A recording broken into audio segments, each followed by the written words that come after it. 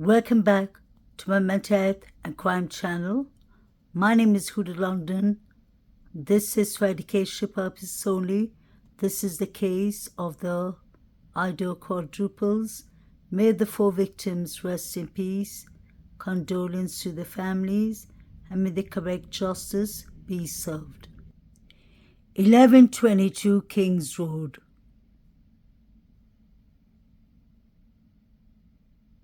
Was a party house. It was an off-campus house. It wasn't far from the Frats, but many people had access to this house. The front door, it had a keypad, and everyone had the code. Let me correct myself. Many people had the code. So you can picture whoever had the code could have given it to somebody else, and that somebody else could have given it to somebody else.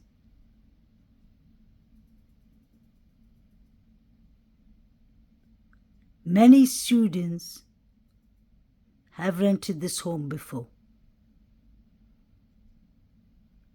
And this house was always a party house, I guess because it's off campus and it's a large house.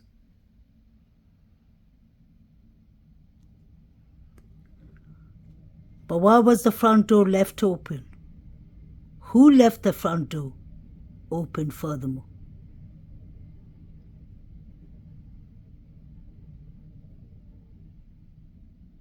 "8:30 a.m. in the morning, allegedly while the surviving roommates were sleeping, or maybe allegedly cleaning the house, only God knows, the front door was left wide open, and a gentleman on his way to work was surprised that the door was left wide open so early in the morning on a cold winter day. So did someone use the front door as the access point to come in and go out, or maybe just the access point to get out? What if the 3 boys at the Sigma, the 4 figures running to the Sigma Chi fraternity at 3:12, left the door open? What if it was the Banfield boys?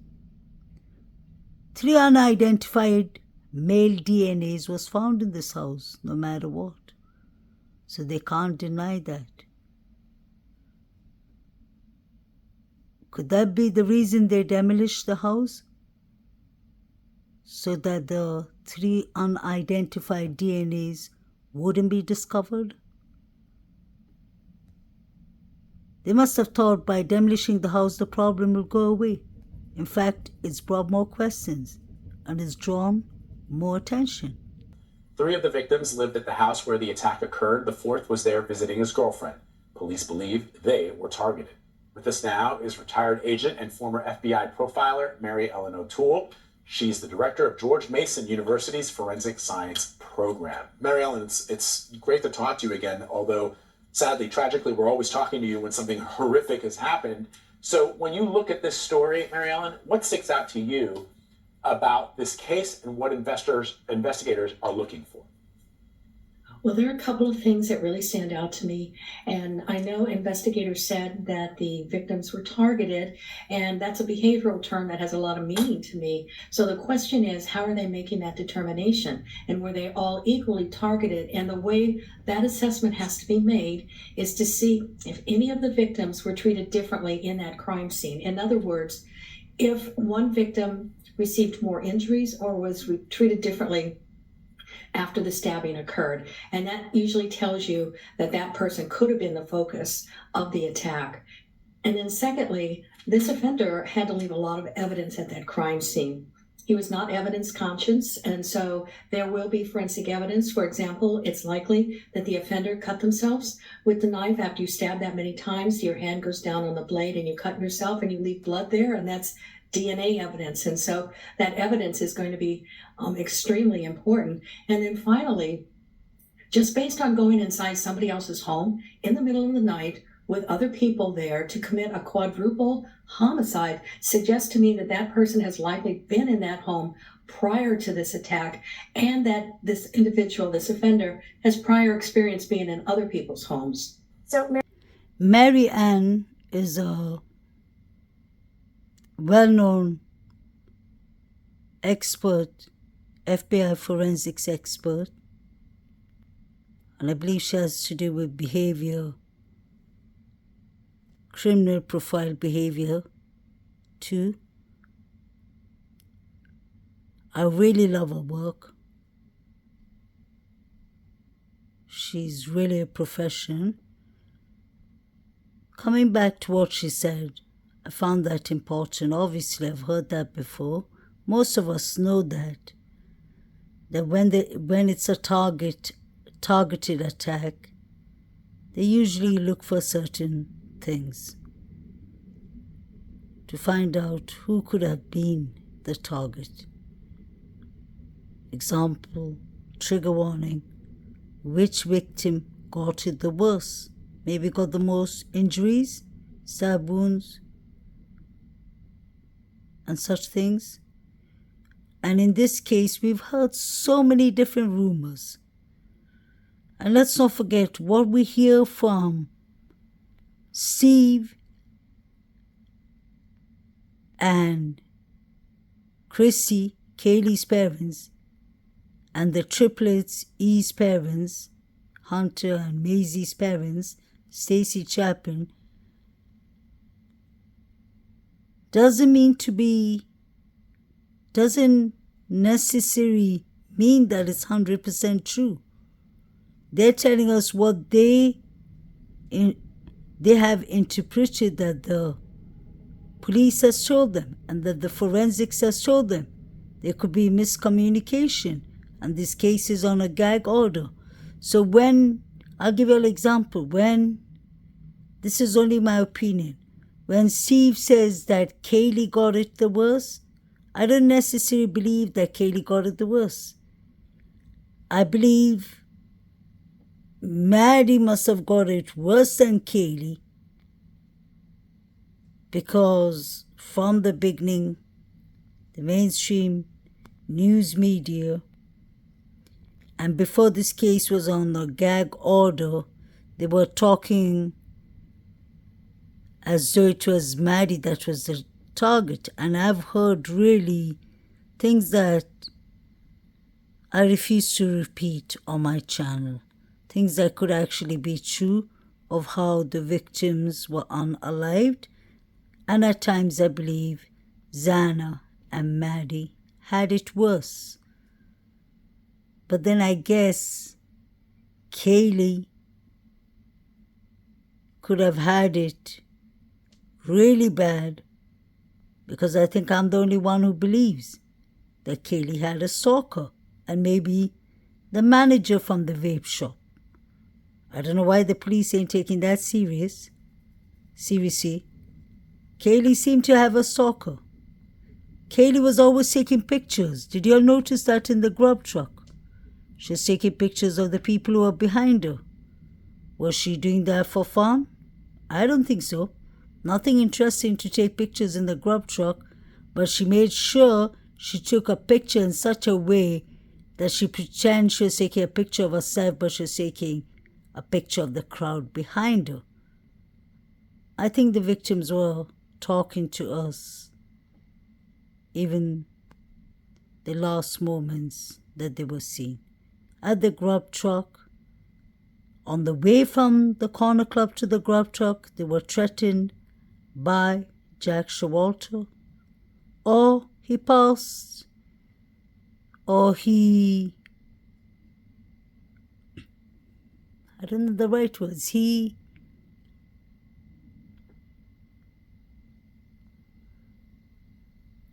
told Maddie and Kaylee when he was walking with them from the corner club to the grub truck, you know they're going to get you for that, Maddie. So he actually passed a threat.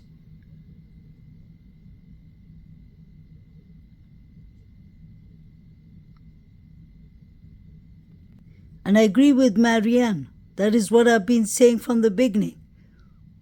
Why would a complete stranger, because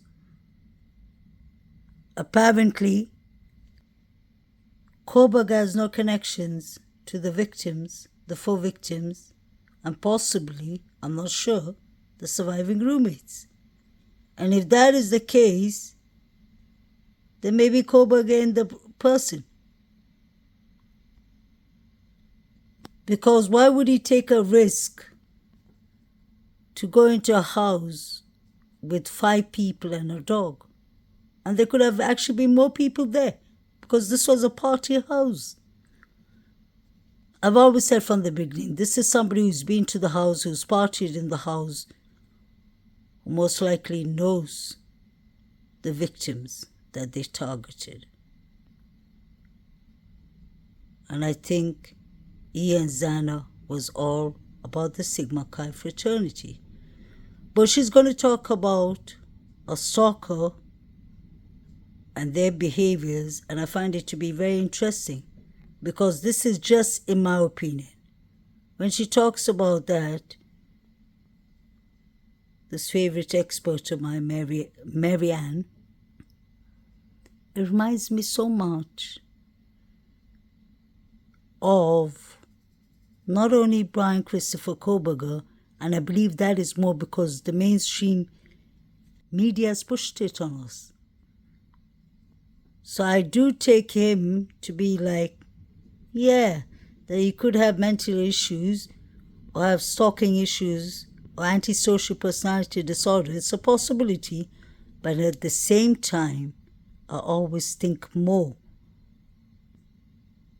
of people like Jack Showalter, who loves playing with K-bars, hunting. He's a professional wrestler. We have Jack D, whose hands look injured. Then we have the 2 Davids and the 4chan. There could be so many antisocial personality disorder symptom people in Idaho, Moscow. Take a closer look at Showalter. SEX harassments.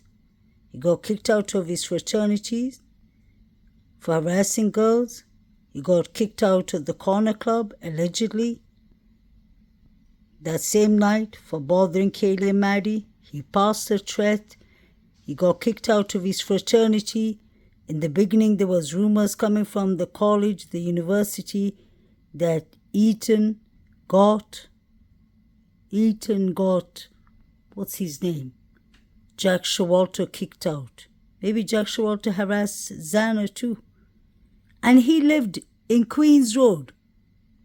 So it would have literally taken him a couple of seconds. He could have been there hiding and waiting for the girls to come home or waiting for them to switch off the lights. Because let's not forget, they did not leave in a good term. Maddie and Kaylee were avoiding Jack Showalter from the grub truck. Let's not forget that.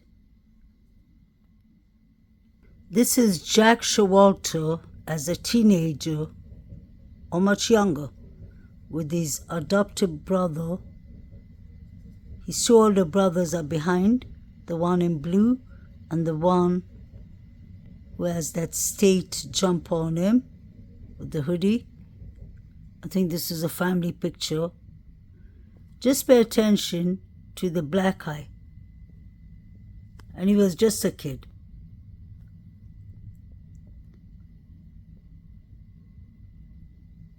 And I really wonder what he was like as a child. Because he seemed to be getting caught up allegedly into a lot of trouble. We heard him clearly passing a threat. Hoodie guy, Jack Showalter, John Jack Showalter Jr. did not order food that night. He was the only one who left Idaho, Moscow that night. He drove to Boise, Idaho to his family, to his parents' cabin. His two older brothers, his mother, father, they all are doctors. And they all have connections in Boise, Idaho, and around those areas with the defense attorney and other people in powerful places. They donate, the Showalters donate a lot of money to the university.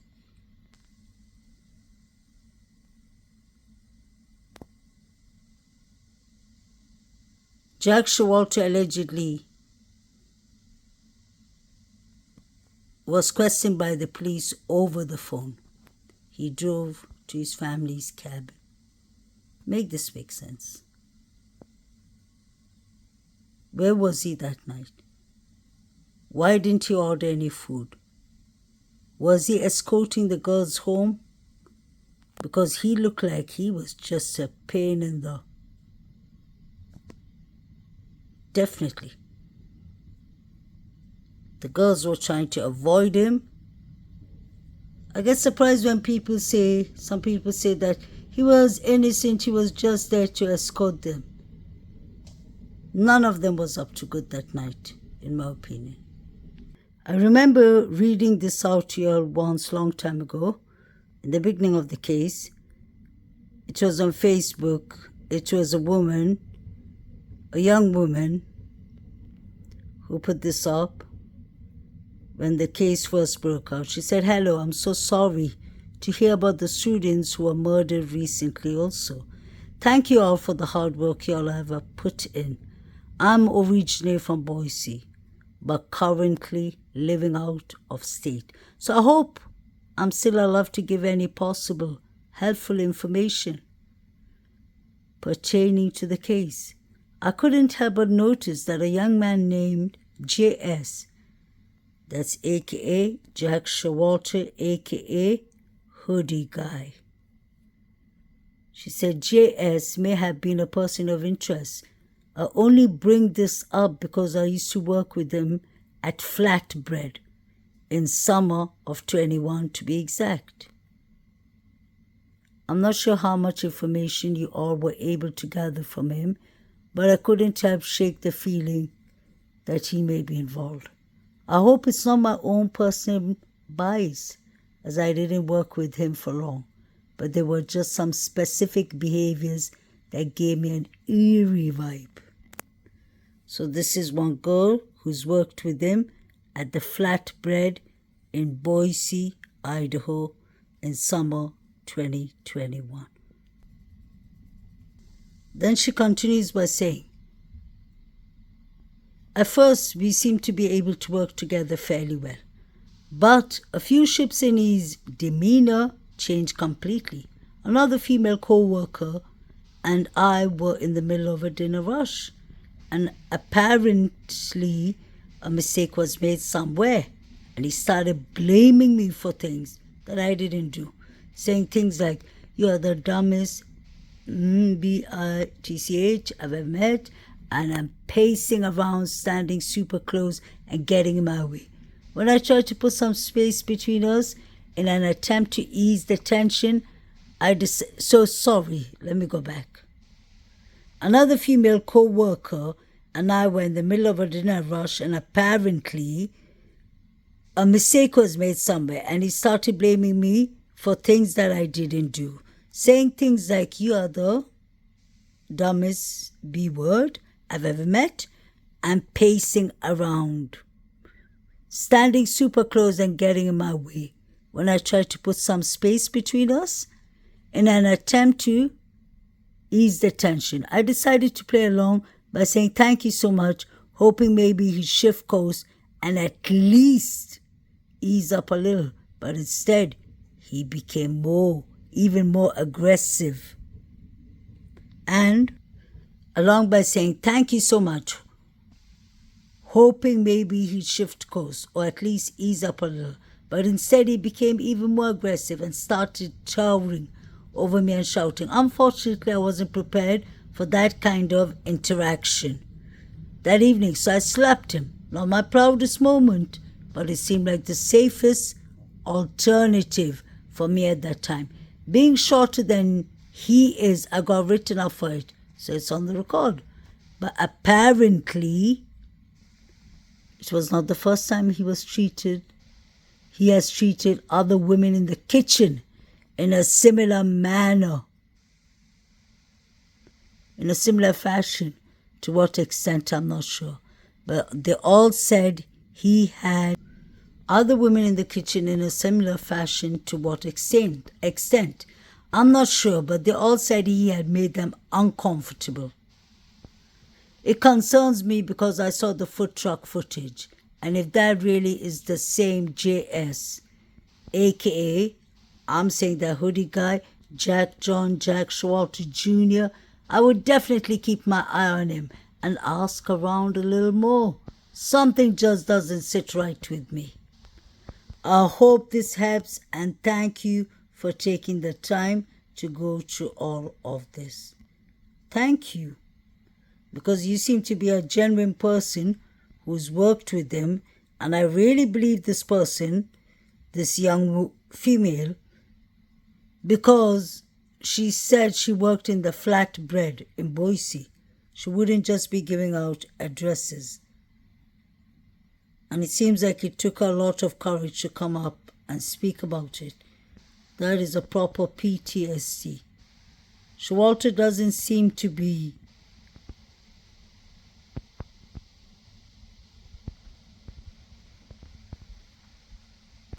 the brightest tool in the box. I apologize, I hate saying that. Because for somebody to be throwing dead coyotes and animals at the sororities' houses, for somebody to be disrespecting this young woman he worked with like that, for somebody to be threatening young women who are now victims, may the rest in peace, Kaylee and Maddie, for a threat to have become true. Put all these things together. Anyone can see, even a 5-year-old child can see that something is not right here. Everything was being changed. Things started disappearing. Timelines were changed. Witnesses were not witnesses allegedly in the beginning, like DM, all of a sudden became witnesses. Now it's leaked from the grand jury that they were texting each other, the surviving roommates. And it took them 8 hours to call 911. But yet they decided to call Hunter Johnson before calling 911. Make it make sense. This was one of the evidence in front of the house. Look at the foot marker. That is a massive shoe. I wonder whose shoe is that? Shoe print. It has to be a man, a male. That looks like Bigfoot. Hate to say that honestly. Wow. What is that size? I'm not even going to bother to guess. So the pattern that becomes, that creates a circle. So is that the diamond shape? No. That can be a Converse. Converse shoes, no.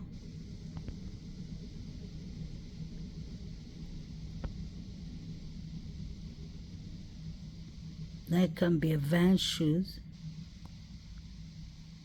And this looks like it's under Bethany Funke's room, one of the surviving roommates. Escapator evidence, I guess.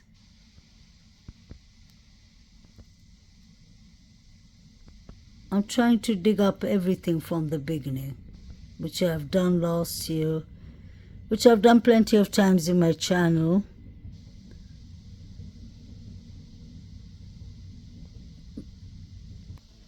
From the age of 15, Jack Showalter, hoodie guy, has been hunting, and he's a professional wrestler. Just in this picture, I don't want to show you the rest of the picture. Many of you all have seen.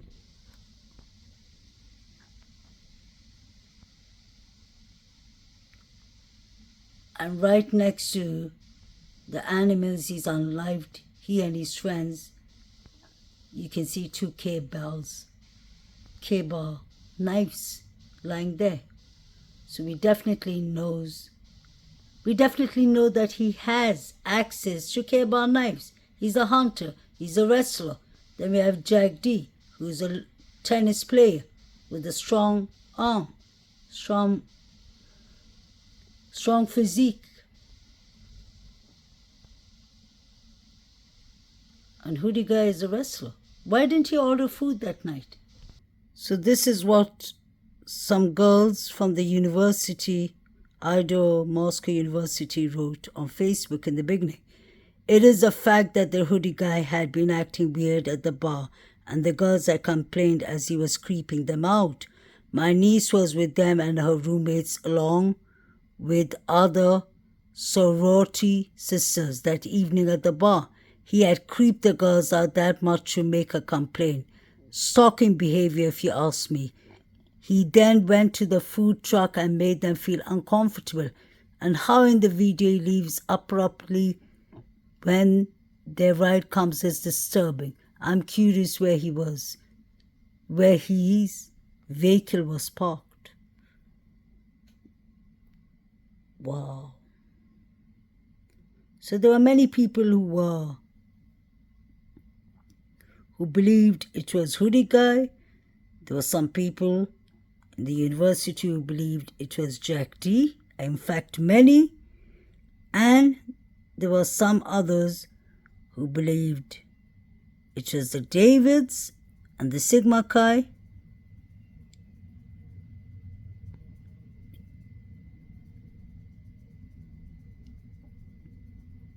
But I personally believe the Sigma Chi was very involved.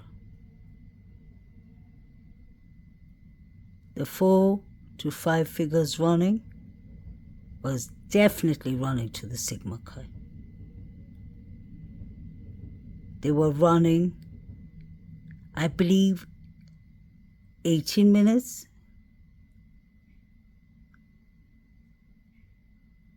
after the last call was made to Jack D by Maddie and Kaylee. I believe from Maddie's phone. Hoodie Guy is the only person that we know of that left that night. Is he being protected? Allegedly? Just a question. And that is a big difference how he changed. Pay attention. The 2 different pictures with the suits on and the ties, both those pictures, Hoodie Guy belonged to the Frat. I believe it was Delta Tau Delt. You can see how happy he looks.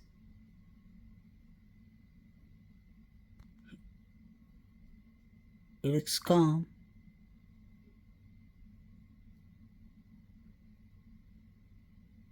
He looked much more handsomer. He was taking well care of himself. And then pay attention to the picture of the grub truck. If you look at Hoodie Guy, look at his eyes now. If you zoom into his eyes, it looks so dark. He looks like he's on some drugs or some addiction. It's just strange how he changed from these pictures in a suit to that picture.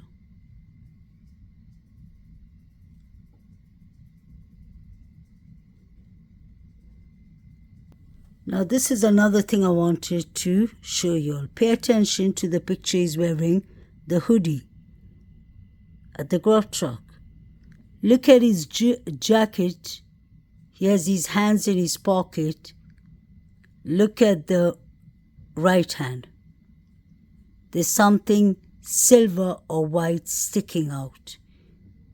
And I'll show you in another picture when you zoom in closer to his pocket, it does look like something that is the shape of a cable, honestly. That's just my opinion, and I'll show you all soon. I really wonder what that is. Pay attention to hoodie guy with his white hoodie behind, this couple in the front, and the guy that just walked in with the black tracksuit, who looks much older than him. They all start texting each other. This is at the grub truck. Maddie and Kaylee ain't watching it. That's why I believe this was all pre-planned. You can see they all are texting each other. And I think he's one of the main guys, the guy in the black tracksuit. Because Maddie and Kaylee are standing on the other side, and he gives them this stare. He really gives them this glance.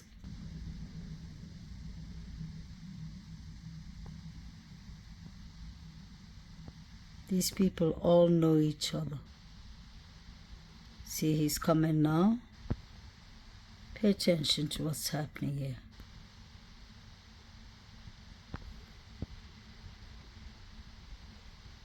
They're trying to look at each other. Now they look at each other. They both take off their mobiles. Pay attention. Even the one in front of them.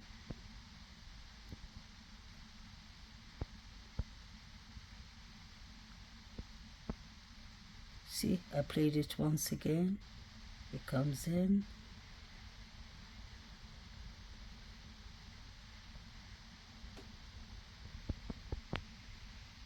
It turns around. There. Look at each other. Start texting each other. What are these people up to? This was the red Mustang that was found with, you can see 1, 2, 3 members of the forensic team inside and outside the car. They've opened the back of the car, the front, the doors. This is St. Deacon's Road. The police debunked it. They said it had nothing to do with the Idaho mosque case, but it was just 11 minutes, 10 minutes away from the girl's house. Didn't Jack Showalter jump into a red car? You could see the flashlights, the head and the tail lights. The car was waiting for him. It was a red Mustang. I wonder how many red Mustangs there are. Wonder if he crashed it into the tree or something like that. Everything was so easily debunked from the beginning of this case. That's the reason it makes no sense. Absolutely no sense. This is all going to come out in the trial.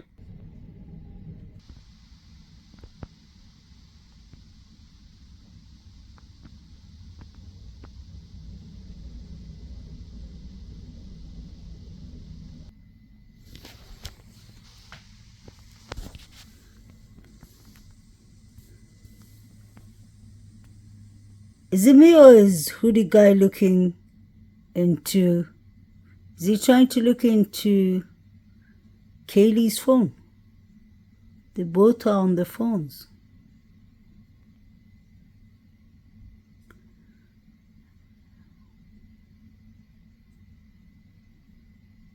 He was like a leech. He wouldn't leave them alone that night. There's something definitely going on. I don't know what Joe Vita's watching on his device, but that doesn't look right either. Is this a guy with a cap?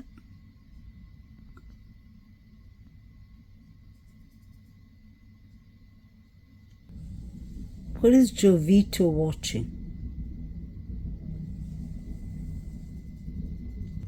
Looks like a couple of figures. It's hard to tell, but it looks like the... Wow.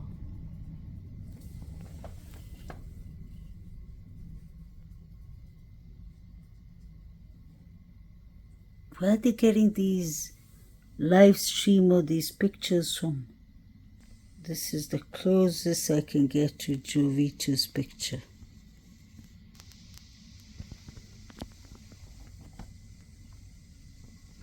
All of their phones should have been taken and investigated. What is this man watching? There are a couple of figures there sitting. Are they on the bed?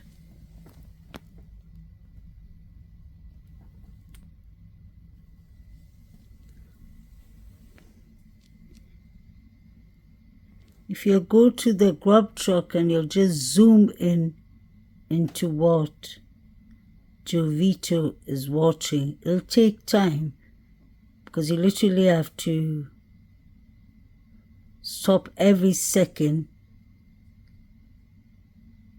and take a picture of it, basically. Zoom in into it. You see, there's something. Even that Aiden guy is there. They're all up to something. They're eating and watching these pictures.